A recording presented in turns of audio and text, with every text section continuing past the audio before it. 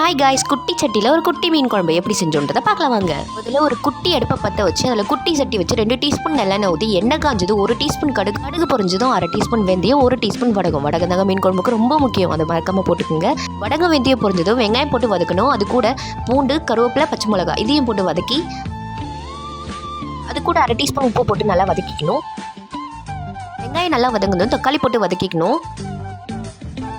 தக்காளி நல்லா வதங்கட்டும். 1/2 டீஸ்பூன் மஞ்சத்தூள், 1 டீஸ்பூன் காரத்தூள், 2 டீஸ்பூன் குழம்புத்தூள், அதாங்க மிளகாத்தூள், இதெல்லாத்தையும் போட்டு மிக்ஸ் பண்ணிவிட்டு நம்ம கரைச்சி வச்ச புளியை ஊற்றி தேவையான அளவுக்கு தண்ணி ஊற்றிக்கணும்.